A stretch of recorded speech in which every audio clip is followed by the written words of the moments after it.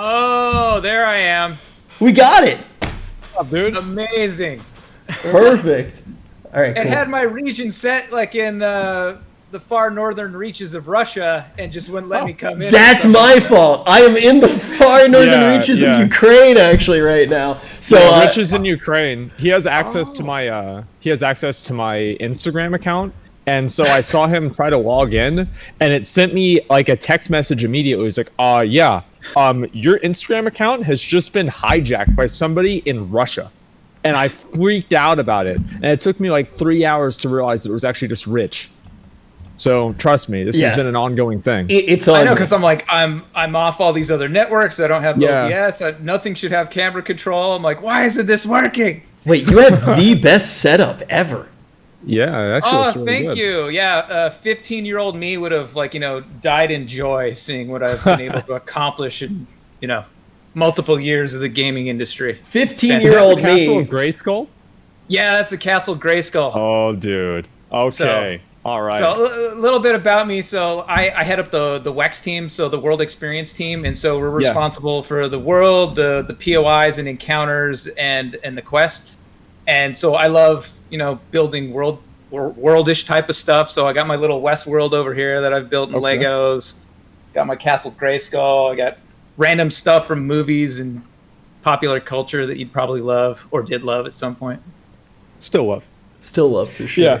I think that's like a really good place for us to start. Obviously, everybody just tuned in right now want to get an idea for what you did with the team, and we're really glad that you can be here today. Thank you for taking the time. And I think kind of just one of the big places that we want to jump in is kind of get an idea of how the game has changed over time. I think a lot of us have been following the idea of New World for quite some time, and I know one of the biggest things that a lot of us had coming into it was like, okay, this is going to be a game that's going to be completely focused on PvP, and I feel like that's changed a lot now that we've had the preview. So what have those iterations of the overall idea of the game really been?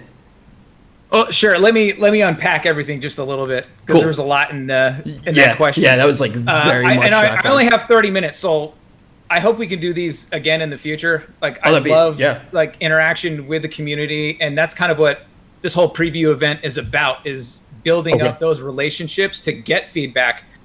We have really thick skin, and we're very, we're not above our shit not stinking, if that makes sense. It's like, we want to hear the good, the bad, and the ugly. What did you love? What did you hate? Like, let's talk about it. Let's discuss what do we think would make the game better. So that's why I love these opportunities to like reach out, have discussions, and push forward building like a great game. That's awesome. Let's fucking do it. Yeah, it's great. Yeah, so circling back on to the preview event itself. So we were in alpha a very long time. And we were learning so much about the game, and that's really what influenced the changes that you saw. Like, I can't remember which Gamescom it was that I was a part of, probably a couple summers ago. But we basically were more of like this survival open world game. But we still had this mission where we wanted wars over ganks. We wanted this synergy between the PvE players and the PvP players that are trying to survive in this supernatural world and try to like battle for control. And so as we move through everything, we saw these opportunities where we don't want to punish one group of players so another group of players excels. But we both want them to have an equally shared awesome experience living within a tournament. And so our goals were basically focused around that, is like how can we take those things together? And so if you bridge that to what we were doing in the preview event, is we believe we have really strong bones. We think the framework is there, and now it's time to iterate, double down on the things that are hitting, re-examine the things that are missing, and see how we can improve them. And so during this event, which is like totally awesome, we got to expand to even more people, to get even more perspectives on ways that we can accelerate and enhance the things that are already there. Yeah, I think that's... Sorry if that was too long-winded. No, that's really good. That was really what we kind of wanted to get at, was like, what was the goal of the preview? And with that, I feel like one of the biggest questions that you started to answer that I see all the time when we were streaming it, when we were talking about it with everybody in chat, was kind of the idea of how much can stuff realistically change between now and the time the game does come out. You already started to mention some of those ideas of, okay, we're going to try to really double down on the stuff that's working, maybe get rid of some of the stuff that isn't working. How much change can we really expect to see before the game comes out? It's all how you measure and you perceive change, right? So if you're thinking that it's going to be like rainbows and unicorns and flying dragons and all that stuff, and the game looks completely different by the time we launch, I'm sorry. That type of change is probably not going to happen. But if you're looking at the things that are fundamentally important to you and to other players in establishing those very strong building blocks, like our goal is to try to get as much of that stuff prioritized and worked on and get more players integrated and playing it and getting feedback to build that up so that by the time we hit launch, it's going to be much stronger than what we played during the preview or the previous alphas. So if you measure that in increments, it's going to be a lot of increments that builds up into something bigger. And that's the journey that we want everyone to take with us. It's like I like building the game as part of not to say a collective, but like this synergy between the dev team and the community and building towards this goal. So whenever we look at the preview, how big is the map going to be when the game actually comes out compared to what we see from the preview? Comparatively to what you see, we are building more landmass. I wouldn't say it's going to be dramatically different, but there are going to be, other areas that you can explore with new types of enemies. One of the big things for us as we've been going through this and getting feedback is examining a lot of the stuff that I witnessed even on both of your streams of just like, oh, I'm doing the same kinds of things over and over again.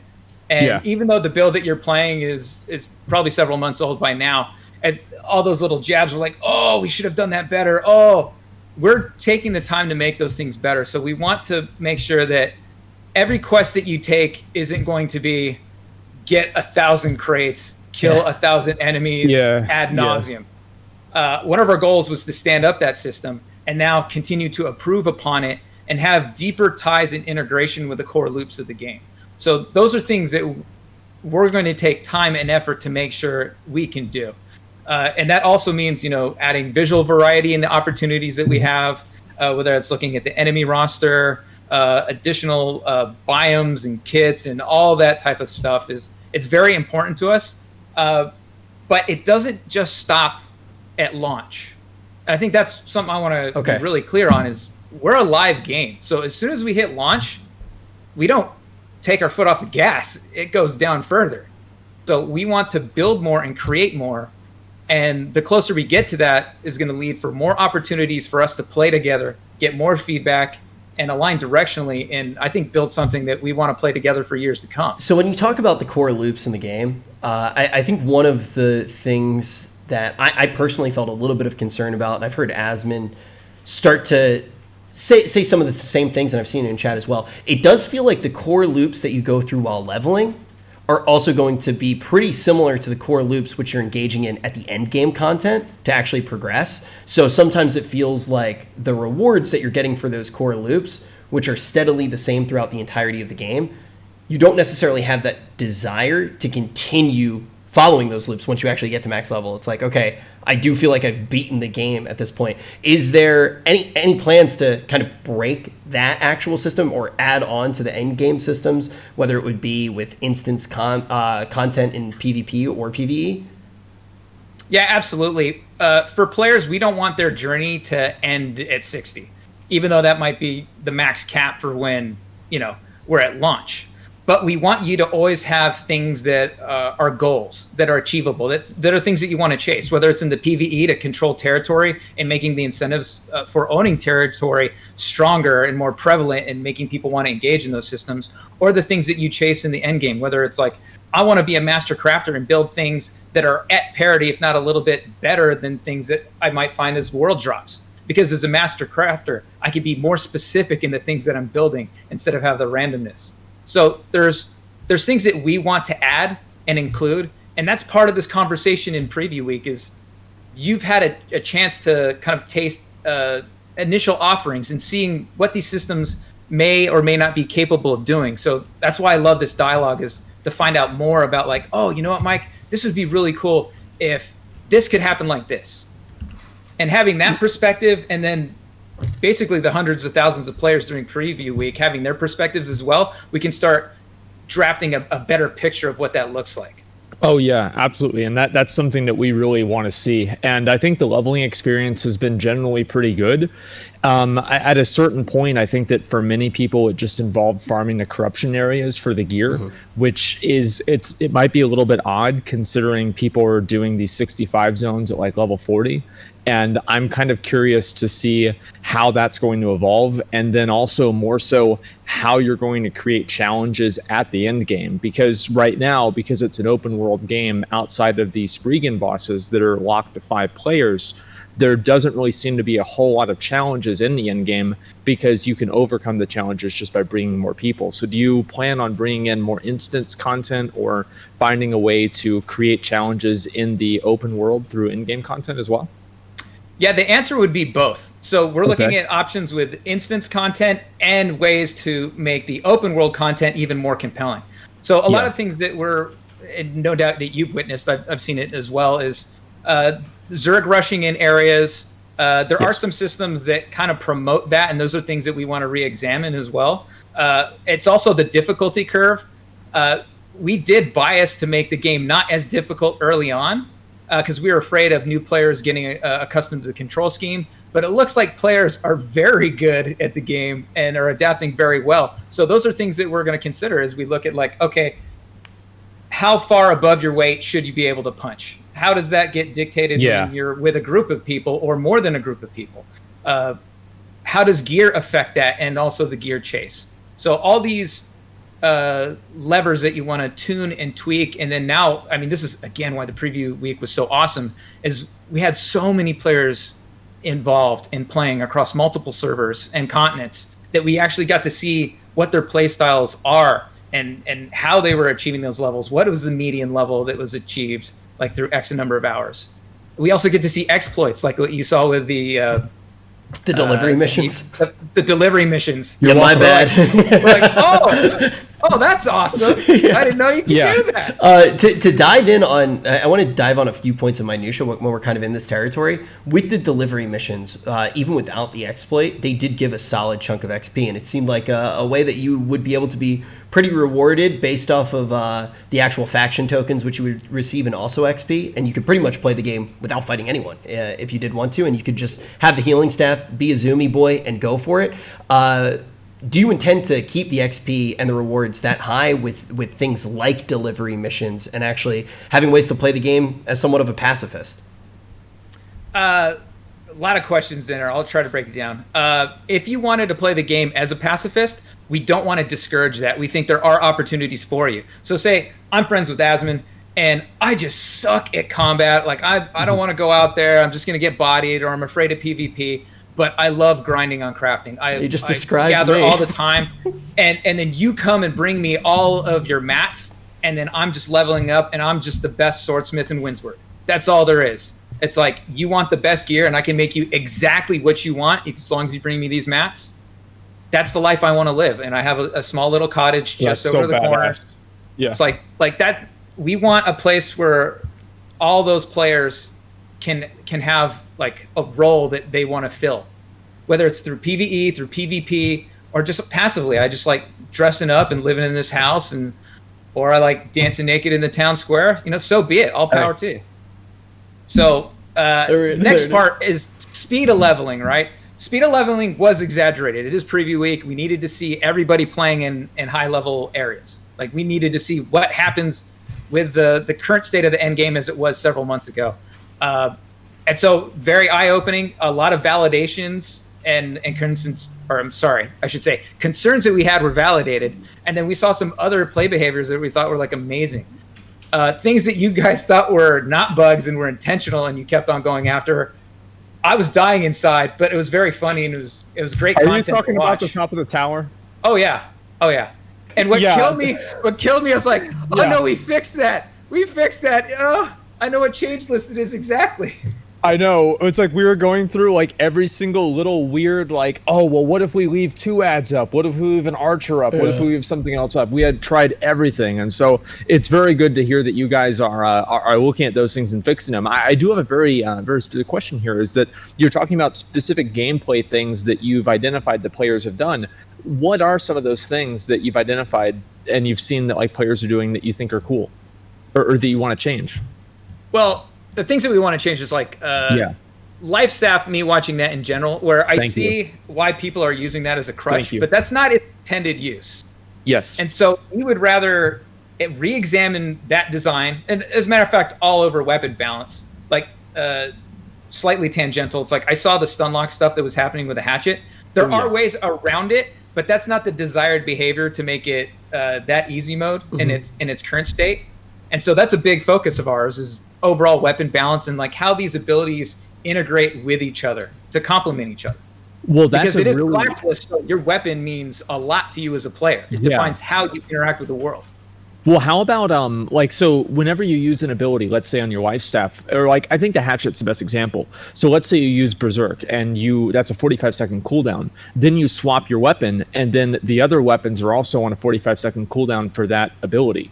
Is that something that you see like an issue with, or do you think that should be like, is that intended? It was intended the way that it came out. Yeah. But after playtest feedback, and then through our alpha, and then also watching player sentiment, we're actually re-examining that, and we want to see like it's walking that line before. You don't want it to be too spammy, but you also want it to feel accessible, and you want to make the decision making for players feel awesome, right? You're like, I saw this chain because the way I set up my abilities uniquely between these three weapons, so I can do stuff that someone else might not. And really, I could watch you and say, like, you know what, that's Asmon playing because the way that he's comboing these abilities together. That's very uniquely him. Yeah. That's the way he does. It's like we want that type of tactical combat depth.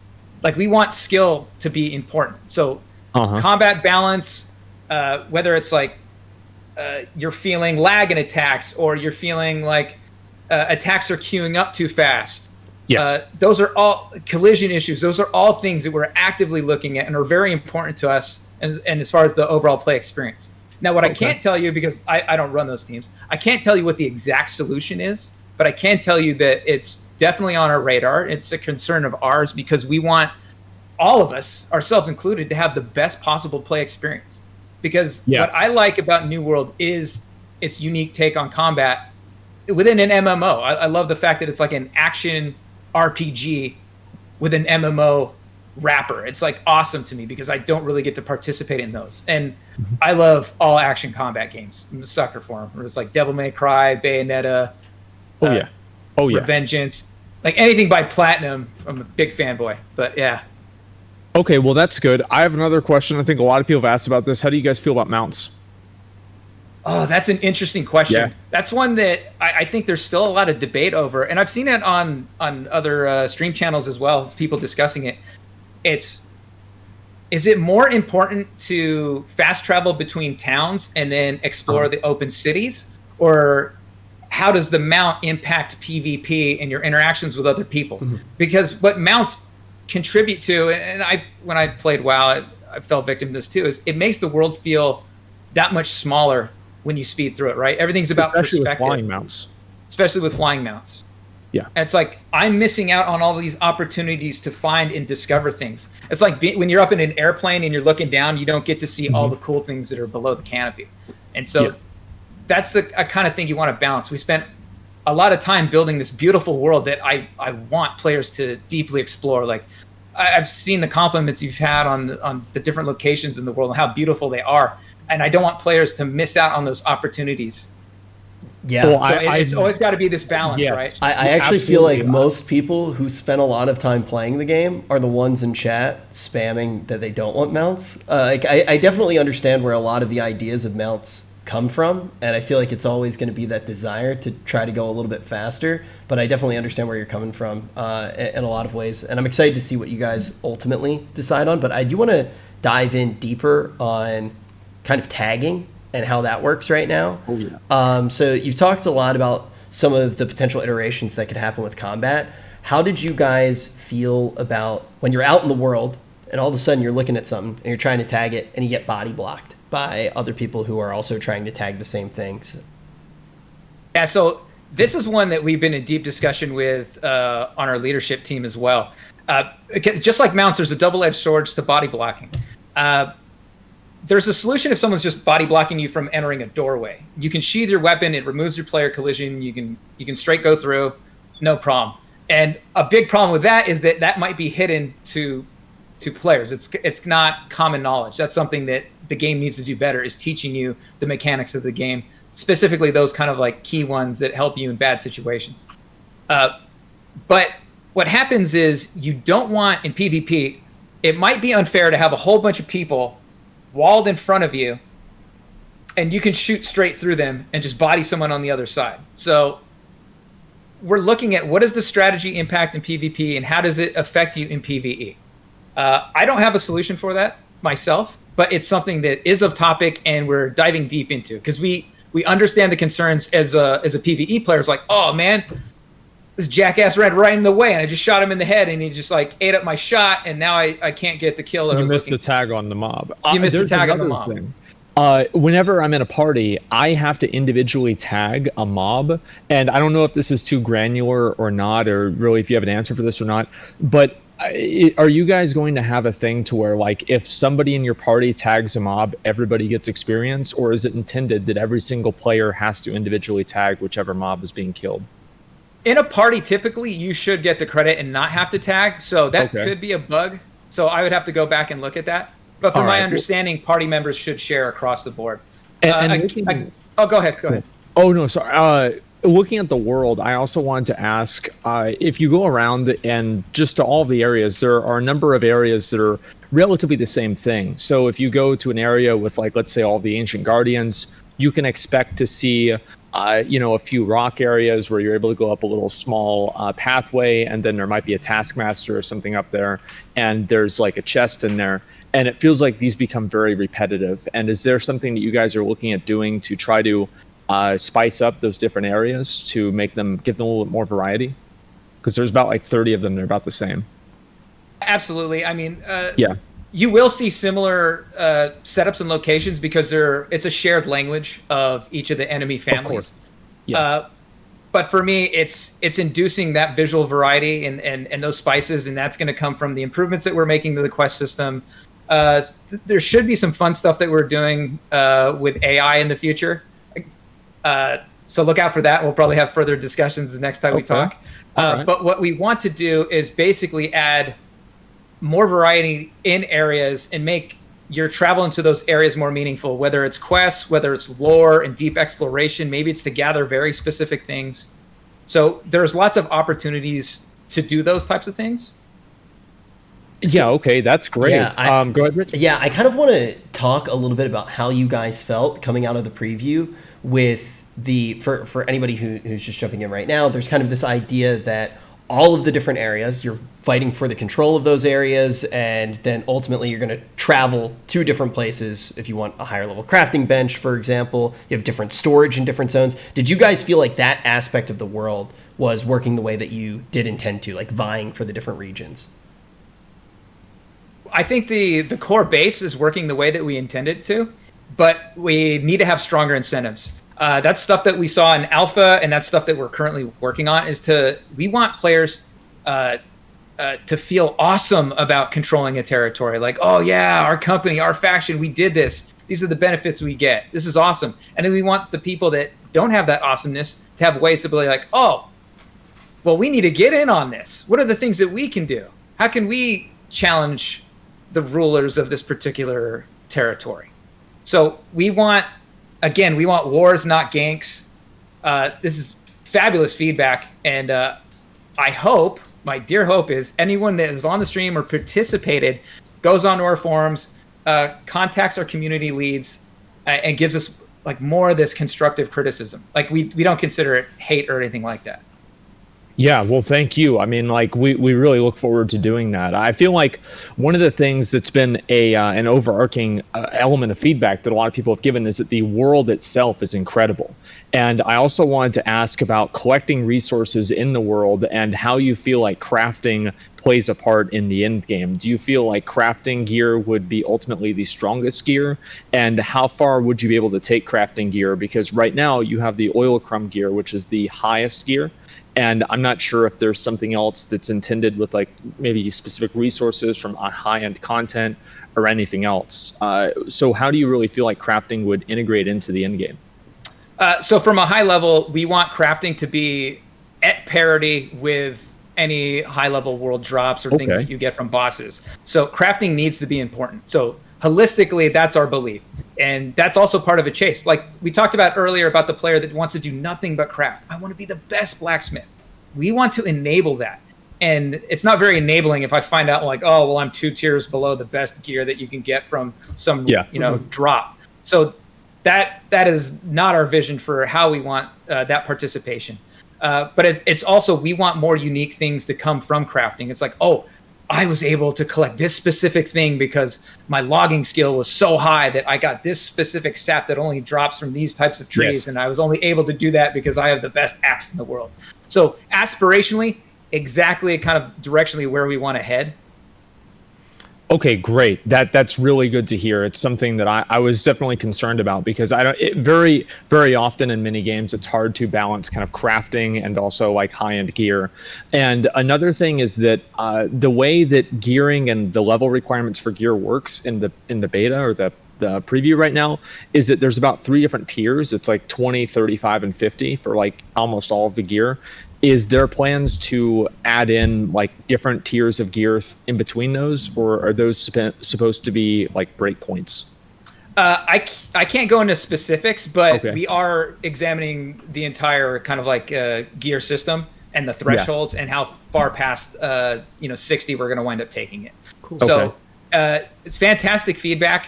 Again, we're deeply exploring that, deeply exploring weapon balance, exploring quest variety. One thing we didn't talk about, spawning. All right. Spawn management is a huge issue, especially coming from the world team. We want to make sure that when you enter a place that there's going to be content for you to interact with. So that's very near and dear to my heart, and I want to make sure that players always have the opportunity and that they don't feel like they're wasting their time, essentially. There's no trading right now in the game. You can only drop things and have people pick it up. Or do you guys intend on having trading in the game? We are definitely examining better ways to trade. Okay, sure. Great. Asmon just wants to know because he wants more people to give him gold. I know that we're running out of time here, but I do want to ask. We will do this again. We will do this again. I promise. It's just thank you. I will get yelled at people that I don't work with. Yeah, can I just hit one thing on the head because you already mentioned it, but I want to make sure people know because I feel like it's one of the most important things right now. The best way to give feedback. You already mentioned the forums. You mentioned reaching out to different people on the community team. If somebody is watching right now and they want to give feedback, whether they're a content creator, somebody who played the game, what are the best avenues going to be the forums? Going to the forums are the best avenues. If not, you can find me on the Twitterverse. You can find Greg Henniger. You can find Muggsy, all of our community staff. Forums are the best place. I try to check my Twitter whenever I can. But yeah, coming out of this preview week, I want everybody to know we're listening. We totally value your opinion and your feedback. If something sucks, that's great, but tell us why. Go into detail. Okay. I want to know why it sucks for you. Because saying something, just sucks, I'm like, well, how are we going to talk about a solution if I don't exactly kind of know what the problem is and why you're having friction? Yeah, that makes a lot of sense. And we're going to get another preview after this one's over? Absolutely. I mean, really? I have no dates to announce, but there will be upcoming alphas, betas, previews. Okay, great. That's awesome. Yeah, we want more people participating and giving us this valuable feedback. Like again, before I leave here, it's us together in this. Like the dialogue that we're having to build a better game, a better Eternum, a better New World that we all get to play together in. And that's what I look forward to, and that's what I'm excited about. Genuinely, is playing with my friends and meeting new people. Thank you so much. Thank you very much for doing this. Yeah, it really means a lot. Thank you. Thank you for having me. Of course. All right. Well, hope to talk to you again very soon. All right. See you, everybody. Right. Talk to you later, man. See you. All right. I'll go ahead and I'll get back in the Discord channel. All right. Cool. All right. Let's do that right now. All right, let's see. All right, we got a lot to unpack there.